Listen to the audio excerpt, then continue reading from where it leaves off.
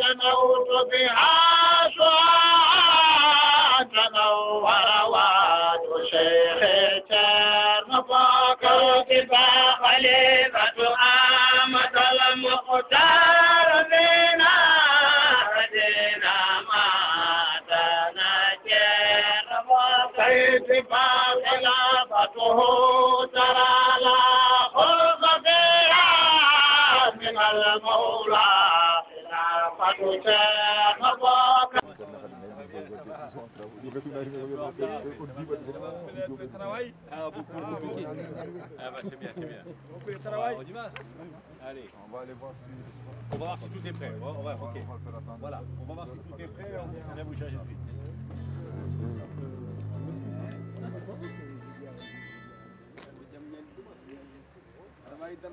Allô? Allô? Président, ça va? Et qui est voilà. C'est le gars. Oui, à Burkina. Hein? Quoi? C'est parti. Daf, Amadou Daf. Et non, Amadou Daf, min jino bedda kongol seeda e film o holko addi en ɗo hol muujibo ñalawma o e holko famɗa hen. Assalamu alaikum, mi calmini bandiraɓe fof, bandiraɓe julɓe woni fof aduna ɗo gonɗen ɗo ko France, wuro wiyetengo Sarcelles. Sarcelles ko wuro jeeyago e banlieue parisien. Maire de Sarcelles waɗi invité Ceerno Bocar Ba hannde, Ceerno Bocar Alpha Ba ɗo e Sarcelles. waɗamo décoré hokkamo médaille de la ville, o wona citoyen de la ville, o wona neɗɗo jeeyaɗo e wuuro he, ɗum woni ñalawma o. Donc ɗo kumtotoɗen aussi, o waɗni hen kumtade kanko maire o, so kumtima mbaɗɗe hen jewdene makko, yewde meɗen waɗa Ceerno Bocar Alpha Ba, citoyen de la ville de Sarcelles, woni o jeyama e Sarcelles naji, ko Sarcelles naji hannde à partir de ñalawma hannde o maire waɗama ɗum noon. Voilà, ɗum woni mujibu vraiment teddugal hakkude makko e maire o, kadi teddugal hakkude maire o kadi enen hoɓɓe ɗo hen ɓe, enen ummiɓe Afrique hoɓɓe ɗo ɓe malien, sénégalais, mauritanien, enen julɓe wonɓe ɗo ɓe omo teddini en, enen kadi en teddinoma. Voilà, ɗum woni vraiment ñalawma o kadi e teddugal hakkude France e Sénégal, e teddugal kadi France et Sénégal. No ceerno wirini kadi ko l'amitié entre les deux pays, en tout cas entre la France, la nation française et la nation sénégalaise. C'est des relations en tout cas très séculaires et très fluentes. Donc eɗen ñaago Allah nde Allah ɓeyata ɗum jañata ɗum ɗon ceerno wirini kadi o waɗani ko ceerno hannde, ko ceerno waɗi o noddi, kono noon ko hannde julɓe fof, ɓaleɓe fof mbawi wonde aduna fof hannde oɗo ko ñalawma men. Eɗen belti hen noon e kanko kadi, kanko maire aussi eɗen gandi caggal makko e banggue meɗen, omo watti e men haqqillaji, enen kadi eɗen mbatta makko haqqillaji. Eɗen ñaagui noon ceerno nde waɗaten duwaw Allah ɓoyntamo ɗo e makko, ɗo e wuuro he, no ɓoyre ardade ɗo e wuuro he. Eɗen ñaagui ɗum yo ceerno waɗen oɗon duwaw. Jarama. Assalamu aleykum wa rahmatullahi taala wa barakatuh. No Amadou Daf wini ko noon tan, ene wayno alhamdulillahi rabbil alamin. So Allah teddini neɗɗo teddat, so Allah mawnini neɗɗo mawnat. Ceerno Bocar ko Allah mawninimo, ko Allah teddinimo, o ari nde e nder leyɗele Europe, Allah waɗi o teddinama, o mawninama, mo ganduɗa kam woni mawɗo nokku o, kañum hannde waɗimo invité. Emin kumtodo e muɗum, ɗum ɗo ko dokke Allah. Kadi o fodanino ceerno ko heewi ko fodanno ceerno fof o waɗi. Ngol ho lawol nde ceerno aɗa o tinani aussi ceerno artimo o totti ɗum galle, ɗum woni o totti koye galle makko o woni. On galle mo woni o ko kanko woni responsable muɗum. Emin jetta Allah noon, emin jetta maire o, kono min gandi noon ɗum ɗo ko duwaw ceerno o jabaɗo. Yo Allah junni ɗum won lawol ngolngol, yo won laaɓi ha keewa. Bandiraɓe min beltude, minen kanko min weltiɓe. Kala mo ganduɗa yeeɓi ɗum tawi ne yiɗi ceerno Bocar, yo andu kam ko teddugal ceerno Bocar manggal woni ɗo, ko teddugal Fuutankoɓe, ko teddugal Sénégal, ko teddugal Afrique fof, ko teddugal kala julɓe, ko teddugal l'islam e tijanija.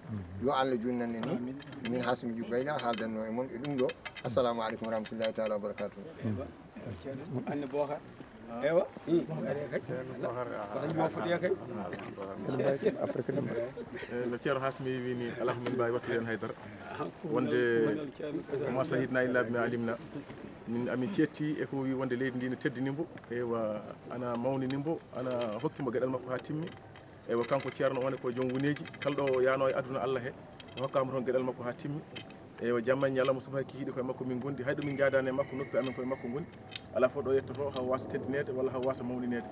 Ewa kadi kamɓe France naɓe e kamɓe leegal Sarcelles ngal, guila lawol makko premiére eɓe ƴetti dowal mabɓe nde ponno, eɓe ndondimbo, eɓe teddinimbo, keɓe yaha gueɗe makko hay hunde heddaki. e o neɗɗo kadi a teddina neɗɗo tan jaha ceer toon kono kanko kadi so fokkiri ko ɗo yii kadi ɓe gabbinte makko téléphone ngaji e nule e nulde e mandaji ala fof keɓe keddantamo kadi ceerno kadi ana yetta Allah kala ko dañi e leydi he ko Allah e sarsel ɗon heɓiri ɗum so woni to hoore fonde to ceerno Hasimiou Bayla ñande fof ne addanamo message uji almuɓe ɓe e leegal ngal e maire o e nelde makko e mandaji makko e kamɓe sukaɓe ɓe fof e sukaɓe wonɓe less makko kanko ceerno Hasimiou Bayla daf en mana e ceerno Abou Diallo en e dendagal musidɓe ɓe fof ne yaaji goto hen fof yiiɗa humpodirde ceerno hay ko foti ne ceebde guiyal subaka julde korka ceerno Hasimiou hollodirimo e maire Sarsel o ñande hen maire o wi oɗo ceerno naati e ɓerdam hankkandi wonta yaltu e tugga guila nden ha joni kanko maire o yarani caggal kadi yimɓe kadi ana gollana ceerno taw ko gollani ceerno ko piiɓi hen ko intérêt kono kamɓe Sarsel naɓe e kamɓe yimɓeɓe ɓe piiɓani hen intérêt koye mabɓe ɓe piiɓi tan ko ceerno are mabɓe eɓe mawnini ɗum ko ceerno dañi hen fof ko ɓuural muɗum sibo kala keɓe maire o eywa to ceerno woni Afrique to ɓe guittinat ɗum gueɗal muɗum ɓe nelda ɗum to Afrique to hay mandaji ko min heewi tiroyade mi wiya kamɓe mbi ko maire o nelduma ɗum ɗo ɗum noon ko mbimi woma sahidna illa bima alimna bandiraɓe men hebbiyaɓe nan ɗo en mbawa limtude koreji men foof nanɗo henna en mbawa limtude yiɗɓe ceerno e musidɓe ceerno guila hanki taw hande arani ɓe ganduɗa kadi ɓe gaari hawride hen koko donti ɗum ko guila taniraɓe mumen to Fouta to e jatiraɓe mumen e jatiraɓe makko tariraɓe mumen tariraɓe makko e bamumen e babiraɓe makko kanko e mumen eyyi assalamu aleykum wa rahmatullah ceerno Oumar ceerno Amadou Faye nane lawol so yettade kamɓe kadi hawriti hen e Mamadou Ndiaye pirsida hoore gollaɓe kadi hawriti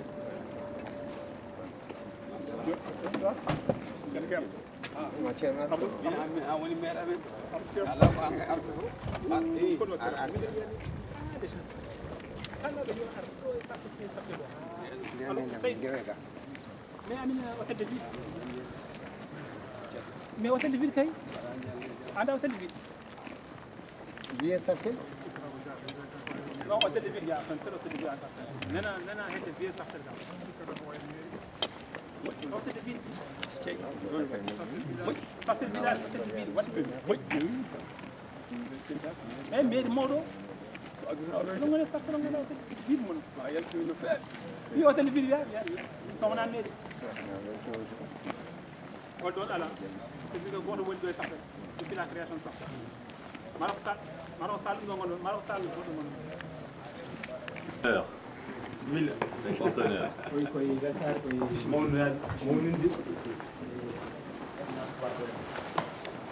est-ce que avant oui c'est gabdema Qui est-ce qui vient avec nous? à 2, 3 On y va, allez. Les autres peuvent s'installer. Hein. C'est ouvert, Jean-Luc, là-haut, tout. Je passe devant. tout le monde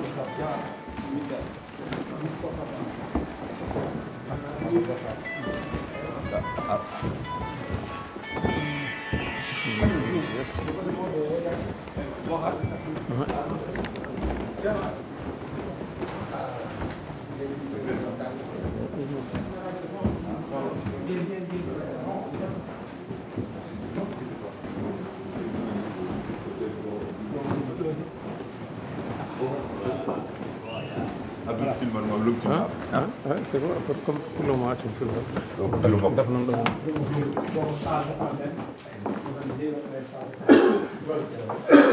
Alors, comment ça va? Ça s'est bien passé le séjour? Oui. traduire, non? Vas-y, après Bokhar va traduire. Comment ça s'est passé? Pas trop fatigant le séjour à Sarcelles?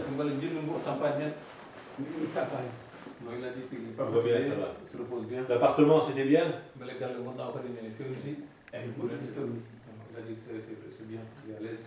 bien. C'est bien. Nous on a tout régularisé, on a vu. J'ai vu, ils nous ont donné un dossier. Oui. Ils demandent à remplir le dossier. Oui, mais on le remplir pour il n'y a pas de problème. J'ai remis un. D'accord. D'accord. Super. Je vais demander de remplir quelques parties, juste la station. Voilà, comme ça nous on s'occupe de tout. Comme ça on prend tout en charge. C'est normal, c'est un engagement et ça me fait plaisir. Et ce qu'il faut, quand vous voulez revenir, on s'y prend à l'avance. Comme ça, pareil, on réserve ou l'appartement celui-là ou un autre, il n'y a pas de problème. Oui, ça là, oui.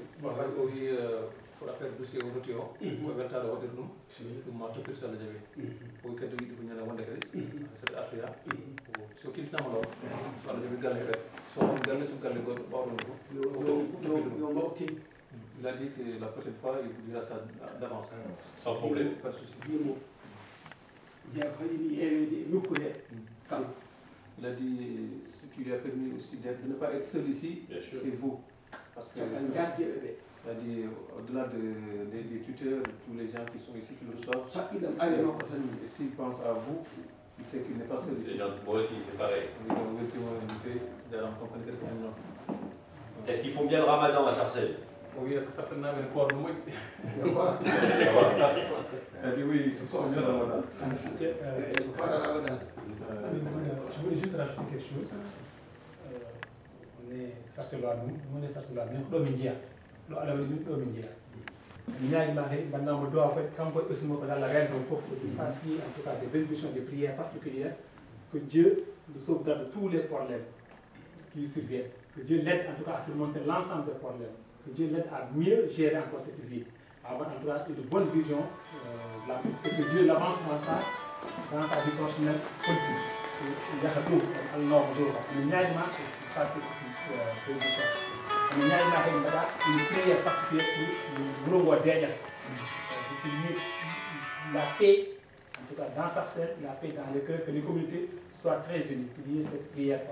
Et quand on voit, lui, il nous a toujours, à chaque fois quand on le sollicite, il répond. On va dire, on va dire, on va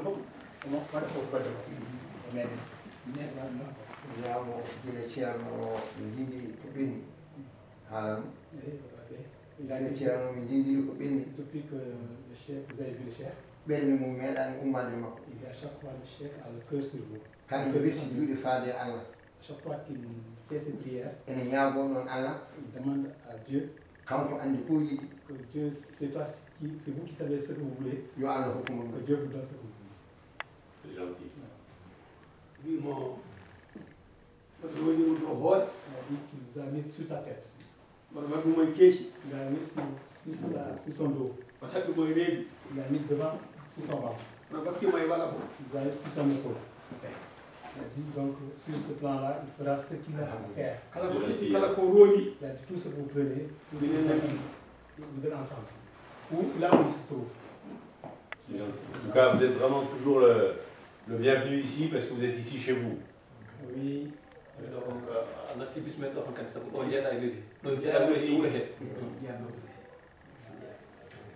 à la mosquée, à la messe, ils ont fait on a mis le barnum. On a mis le barnum. Ça se passe bien sous le... Non, on a voulu... L'équipe était venue pour faire le truc, mais Otika s'y est posé. Ils ont dit, le technicien d'Otika a dit qu'il n'a pas donné le feu vert. Donc c'est pour ça qu'on a redemandé le barnum et ils nous ont mis le barnum. Ça va. Parce qu'après ils vont fermer aux ICA. Hein.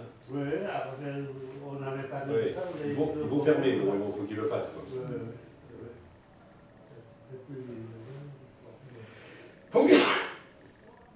À quelle heure c'est la rupture?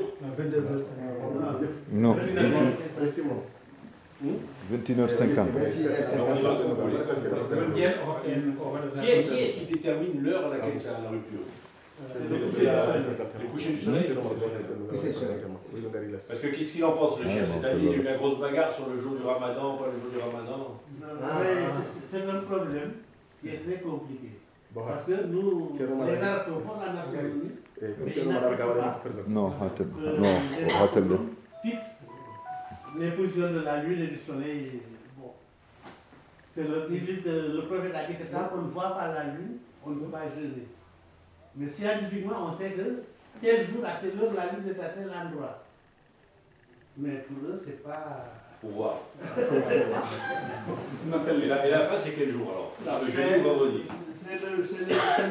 Actuellement, ils ont dit le 9. Oui, ils ont dit le 9. Vendredi. Ça n'a pas changé encore. Ça n'a pas changé encore. Le 29e jour, on sera. Ça dépend de voilà, et les gens qui décident. Bon, merci beaucoup. Film Michel.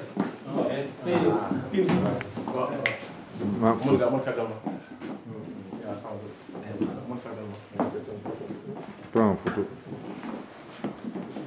musidɗam sarselnaɗo o on wonɗuy ɗo on nan wonirmi ɗo caggal juuɗe ɓe caggal monsieur le député voilà qui fait honneur au Thierno Bokaram. Moi, c'est un grand honneur d'accueillir et de serrer la main aux chers ici dans la mairie de Sarcelles, à l'hôtel de ville de Sarcelles, avec tous nos amis. Merci. Mes amis, M. Daf, M. Abou Diallo, M. Bokatan,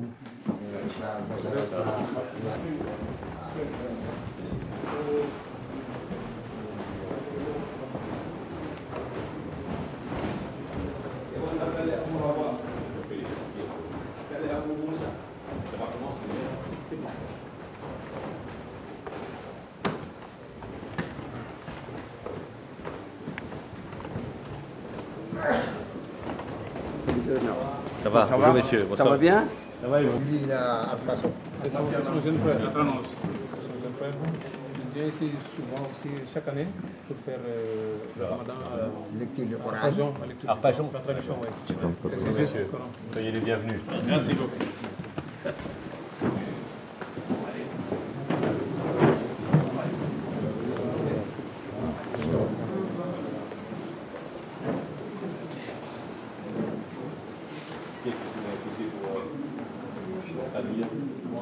Boka. Monsieur Daf. Monsieur Daf. Monsieur Daf. Ar.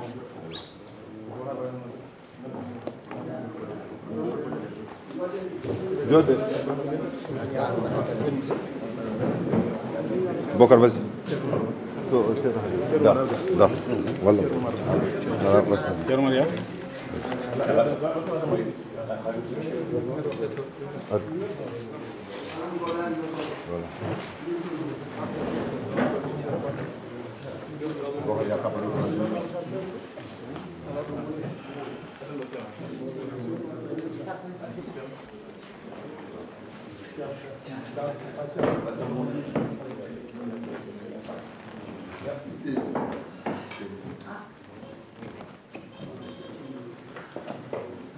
Salam alaikum.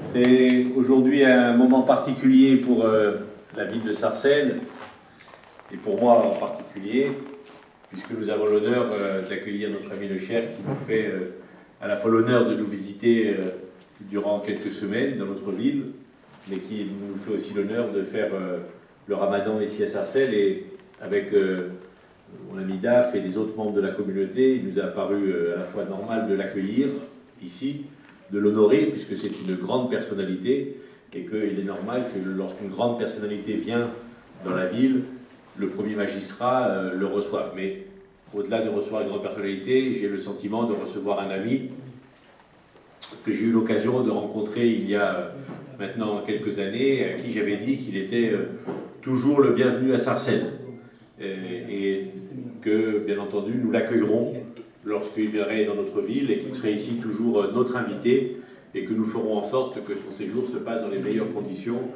y compris en le logeant, car c'est pour nous un grand honneur qu'il ait choisi de venir séjourner à Sarcelles dans notre ville.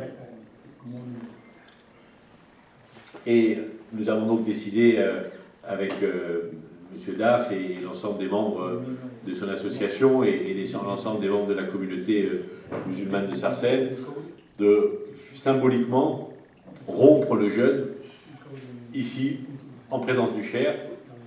Donc nous allons, je crois, attendre 21h50 qui est l'heure d'aujourd'hui pour la rupture du Cher, mais avant cela, au-delà de recevoir le Cher, je voulais officiellement lui remettre la médaille de la ville, car c'est notre manière à nous d'honorer des visiteurs qui sont des grands personnages, qui sont des grands hommes, et lui remettre également un petit cadeau qui est un livre qui retrace un peu les différentes facettes de notre ville. Et vous verrez que dans ce livre, il y a beaucoup de scènes religieuses, de toutes les religions d'ailleurs, car bien entendu, ce qui symbolise Sarcelles, c'est aussi le fait qu'il y ait beaucoup de communautés et que la religion y est extrêmement présente. Juste pour ouvrir un livre, on fait une photo. Et donc c'est aujourd'hui un double symbole, à la fois honorer le Cher, lui remettre la médaille de la ville, que nous remettons, je le rappelle, aux grands personnages, et puis également rompre le jeûne, tous ensemble, et c'est pour moi vraiment une grande émotion.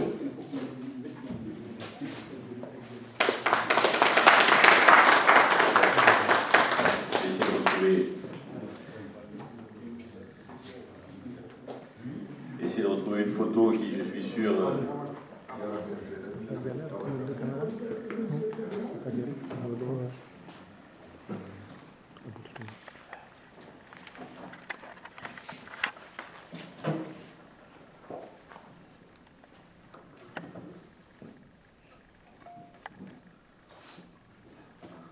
Alors, il y a une photo d'ailleurs qui fera plaisir à nos amis de la Mise, puisque c'est une des prières du Ramadan dans le gymnase, là où la Mise se réunit tous les ans.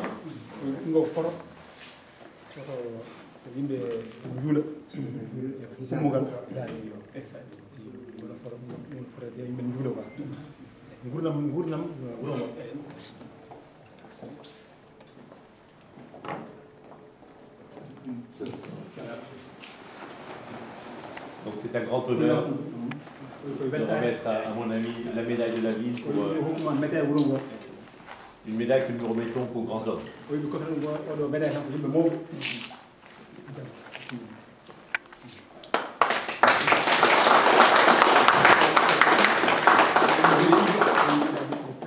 Merci beaucoup. Si vous dire quelques mots, oui, c'est-à-dire que les gens qui kala mais pas traduire.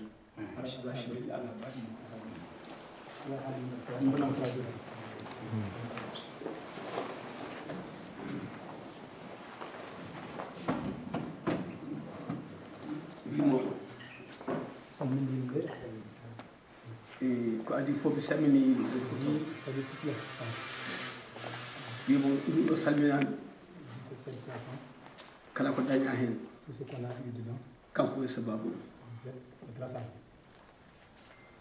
ko min o waɗani Vous l'avez fait pour lui, kono wona min tan mais ce n'est pas lui seulement, o waɗani français fof c'est pour toute la France, e sénégal fof pour tous les Sénégalais, e l'islam fof tous les gens de l'islam, e bindere nde fof tous les êtres humains. wimo o takkusan hannde Aujourd'hui, cette soirée aujourd'hui, e oɗo ñalawma cette journée aujourd'hui, enen tan goni e salle he il y a que nous qui sommes dans la salle. kono nde jalteten Avant qu'on sorte, koye aduna he manan ɗum beaucoup dans le monde auront l'information.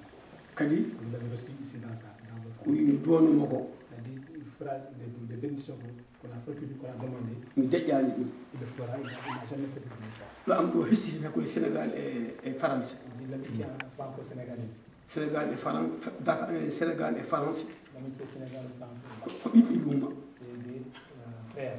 ko nangodiri ɓe C'est jungo des pays qui sont très liés. ko ɓowduɓe C'est des pays qui sont ensemble très longtemps. so waɗi oɗo takkusan hannde Si vous avez fait ça, o hestiti ni ko hiɗɗano c'est que vous avez renouvelé cette amitié. yimo noon ɓeyo fof beltanimama ɗum Tous les gens qui sont là, c'est ça qu'on min kadi beltanimama ɗum dit. Nous, les frères, on est très fiers.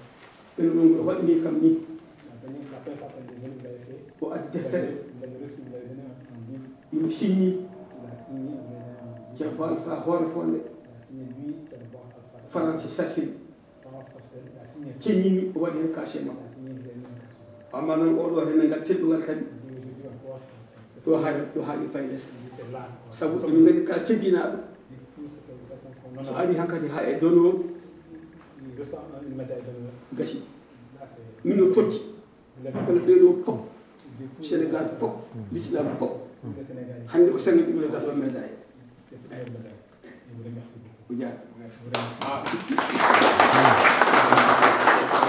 ɗi ko nombaɗo wondima Oui, il a dit qu'il est avec vous. oɗo waɗi ɗum e keeci Il est avec vous sur le dos, il vous met oɗo sur, waɗi mo e wala bo vous met sur ses épaules. mboɗo moɗɗimo En tout cas, il est avec vous à l'intérieur. kala ko ƴetti ko ni min nanndi merci De l'ensemble, en tout cas, de la ville, tous les citoyens de la ville. Merci beaucoup. Merci. est-ce que c'est l'heure alors? Je pense que c'est plus loin. Hein. 2 minutes. Ah non, 2 minutes. On va attendre 2 minutes. Ah, qui est-ce qui sonne? joni waɗir seɗɗa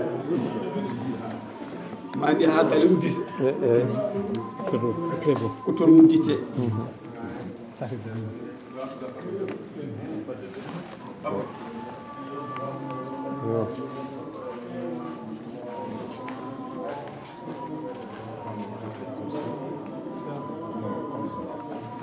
kollirɓe ni filmoɓe ɓe jeeɗu yo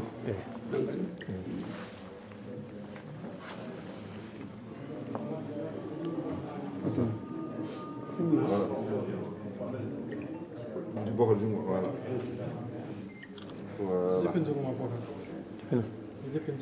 Encore. Très bien. Comme tu viens de dire. On est 52.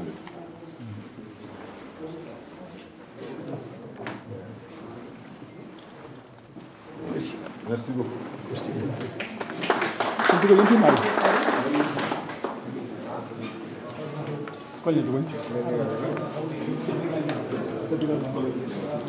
C'est son frère. On dit Kalboum. Là, on dit. On va offrir aussi un livre à votre frère. Comment Un lien pour le chien. Ça, c'est pour vous.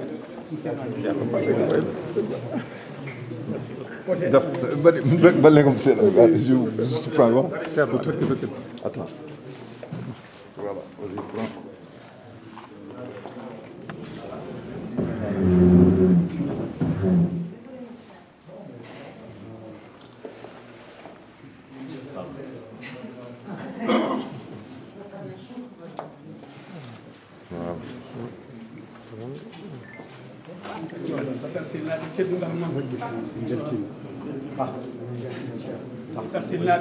C'est l'heure. Est-ce que c'est fort également. Abou Diallo ndax Abou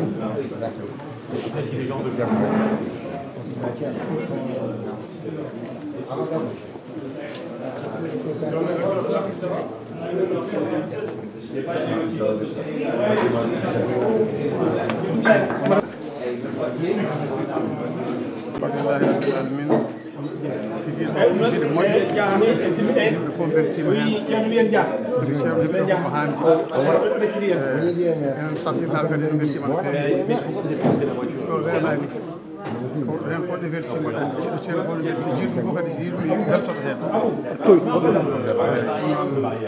eɗen jarno maire eɗen jarno wondiɓe muɗum e collaborateur muɗum eɗen jarno kadi sarsanaɓe fo tawa fo en gandi nden hen saabu yallah jun noon balɗe ɗe moƴƴina batta yallah ɓoyno moƴƴo jeesomeɗen ɗum ceerno nabil moustapha weltima no feewi kadi yo moƴƴeɗono sukaɓe aussi ceerno nabil moustapha eyyi ɗum ɗo kadi ko livre uji makko ɗe jiiɗo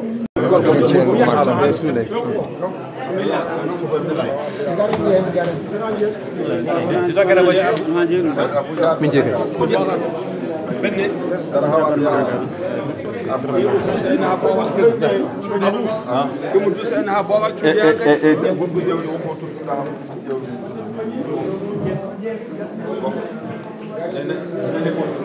ngare Mettez panier pour ça. Mettez un panier.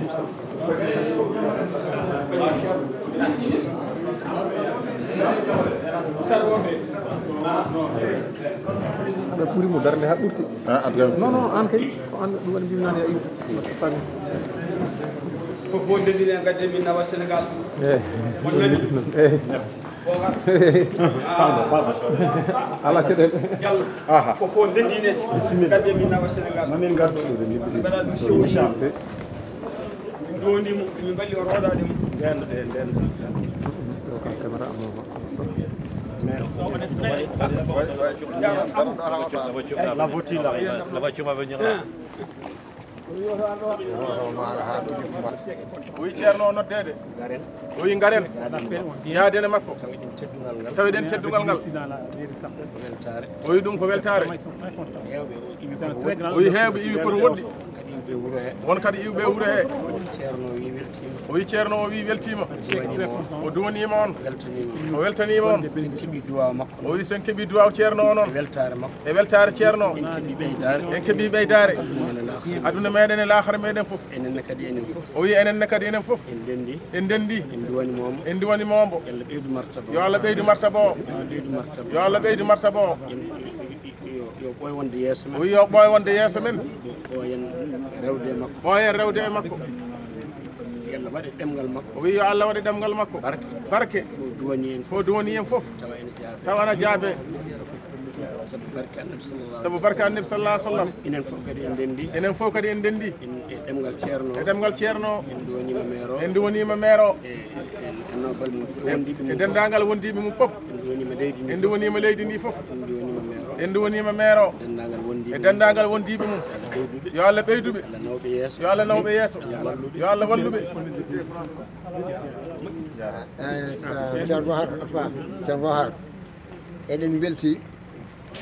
eɗen belti ceerno Hasmi Bawi eɗen belti nduɗo lewru korka wonno o wi nduɗo lewru korka wonno koye lewru korka o wi koye lewru korka o yidirino e maire o yidirno kadi e maire o ñande hen Allah waɗi ñande hen Allah waɗi yiɗodirde hakkude mabɓe yiɗodirde hakkude mabɓe gila nden maire o yarani caggal maire o yarani caggal ceerno one yejjitani maire o eɗen ñaago Allah maire Sarcel o député o yo Allah hokkumo sago makko hawa ɓuura ɗo woni ɗo e nder laamu he jagganen mo noon enen e ɓiɓɓe men wonɓe ɗo e Sarcel enen fof keɗen caggal kala ko ƴetti janten hen mone men fof ene jogui hakke carte sappo nane nder galle mum kañum jogui ko kanko jeeyi ɗum noon ballen mo wondene makko ko balluɗo en omo yiɗi ceerno men omo yiɗi en eɗen mbiya noon ko yiɗi ko yo Allah hokkumo assalamu aleykum wa rahmatullah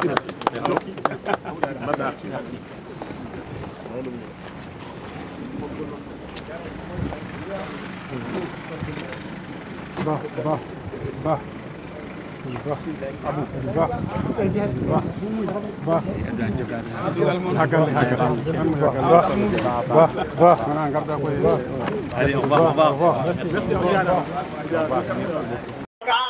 تنوت بها شعاع تنور واد شيخ ترمبك تبا خليفة آمد المختار بنا هدينا ما تنجر وكيتبا خلافته ترى لا خلق فيها من المولى